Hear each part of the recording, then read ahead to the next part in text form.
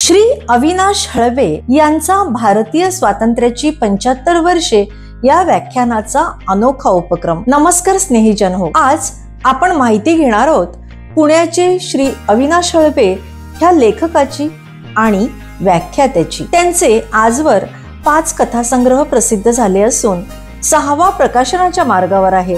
त्यांच्या नारायणी नमोस्तुते या पहिल्या कथासंग्रहातील सोयरा वृक्षवल्लींचा या कथेचा समावेश महाराष्ट्र राज्य माध्यमिक व उच्च माध्यमिक शिक्षण मंडळाने इयत्ता 12वीच्या युवक भारती या मराठी पाठ्यपुस्तकात सन 2013 साली एक धडा म्हणून केल्यावर त्यांनी लेखक आपल्या भेटीला ही संकल्पना घेऊन 6 वर्षात महाराष्ट्रभर 450 पेक्षा जास्त कार्यक्रम केले।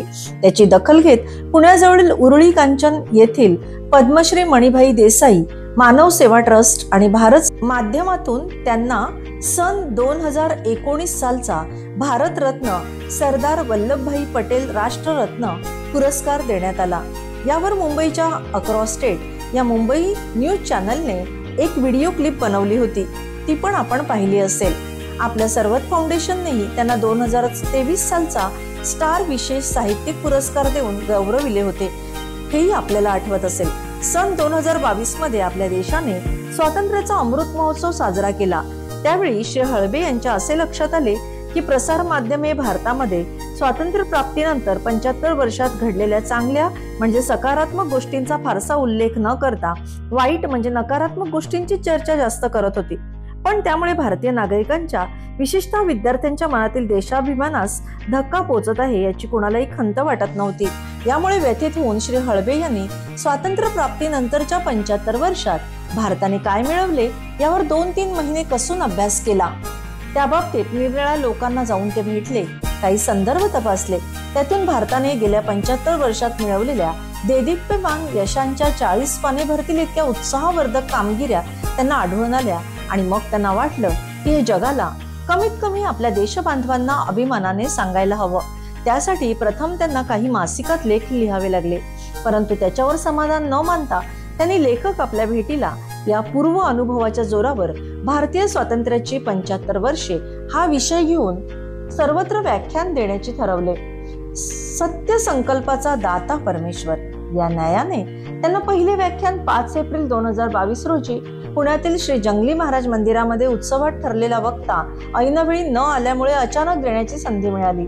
त्यावेळी लोकांचा उत्तम प्रतिसाद बघता त्यांना अतिशय आनंद झाला आणि त्यांनी या विषयावर भारताचा अमृत महोत्सवानिमित्त 75 व्याख्याने देण्याचा संकल्प केला। श्री अविनाश हळवे यांनी गेल्या अनेक वर्षांमध्ये निरनिराळ्या ठिकाणी निरनिराळ्या विषयांवर शेकडो व्याख्याने दिली होती।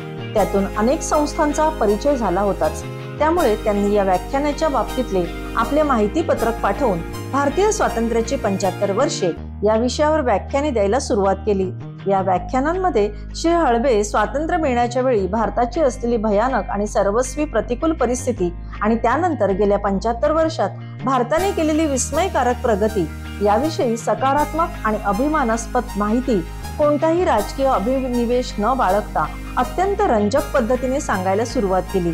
यामध्ये देशाच्या संविधानापासून आपली लोकशाही पद्धती, आर्थिक प्रगतीतील महत्त्वाचे टप्पे, शिक्षण, आरोग्य, पर्यावरण संरक्षण, माहिती आणि तंत्रज्ञान, अंतराळ विज्ञान, अणुशक्ती विकास, आंतरराष्ट्रीय स्तरावरील घडामोडी इत्यादी अनेक विषयांचा ते परामर्श घेतात। त्यातून भारताच्या अनेक उच्च दर्जाच्या आणि प्रगत देशांच्या तोडीस तोड असलेल्या कामगिऱ्यांचे दर्शन होते। व्याख्यानाचा शेवट सामुदायिकरित्या भारत मातेच्या त्रिवार जय जयकार आणि जय हिंदच्या त्रिवार पुकाराने होतो। त्यामुळे कार्यक्रमाची सांगताही उत्साहवर्धक वातावरणामध्ये पार पडते। त्यामुळे या कार्यक्रमांना प्रतिसादही उत्तम मिळून वर्तमानपत्रांनीही याची दखल घेतली। या व्याख्यानासाठी ते पुणे, सातारा, रत्नागिरी, सिंधुदुर्ग, अहमदनगर इत्यादी अनेक जिल्ह्यांतील संस्थांमध्ये गेले आणि सर्वत्र त्यांना अतिशय उत्तम प्रतिसाद मिळाला। ही व्याख्याने त्यांनी शाळा, कॉलेजेस, ज्येष्ठ नागरिक संघ, निरनिराळ्या संस्था, वाई, सातारा, चाळीसगाव येथील वसंत व्याख्यानमाला, याचबरोबर rotary clubs, Indian medical association अशा मोठ्या मोठ्या संस्थांमध्येही दिली। कोकणातील लांजा येथील कॉलेजातील कार्यक्रमांमध्ये 750 विद्यार्थी आणि शिक्षक हजर होते, तर सोलापूर जिल्ह्यातील सांगोला येथील कॉलेजातील कार्यक्रमात 2500 विद्यार्थी, अध्यापक आणि संस्था चालकही हजर होते। पहिले व्याख्यान श्री जंगली महाराज या सत्पुरुषाच्या दरबारात झाले, ते योगायोगाने श्री हळबे यांचे 75वे व्याख्यान दुसरे सत्पुरुष समर्थ रामदास स्वामींच्या शिवतर घळीतील एका कार्यक्रमामध्ये झाले. एवं दोन्ही व्याख्याने सत्पुरुषांच्या दरबारात झाली आणि 75 व्याख्यानांचा संकल्पही पूर्ण झाला. त्यावेळी श्री अविनाश हळबे यांचा सत्कार करताना तेथील ट्रस्टी श्री शरद गांगल यांनी त्यांना इथेच न थांबता या व्याख्यानाची शताब्दी करण्याचे सुचवले. श्री हळबे यांनी ही समर्थांचीच प्रेरणा आहे असे समजून पुढील व्याख्याने सुरू केली आणि अतिशय आनंदाची गोष्ट म्हणजे हळबे यांचे 99वे व्याख्यान श्री क्षेत्र अयोध्या येथील श्री रामकथा यज्ञामध्ये, तर 100वे संकल्पपूर्तीचे व्याख्यान जिथे त्यांनी 34 वर्षे सेवा केली त्या आपली कर्मभूमी असलेल्या पुण्यातील टाटा मोटर्सच्या ट्रेनिंग डिव्हिजन मधील एका समारंभात झाले. अशा तऱ्हेने श्री हळबे यांचा 100 व्याख्यानांचा संकल्पही पूर्ण झाला.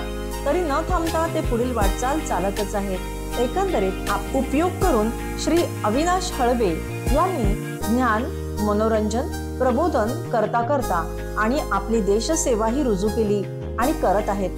त्यांच्या या उपक्रमाला सर्वच परिवाराकडून हार्दिक शुभेच्छा. जय हिंद.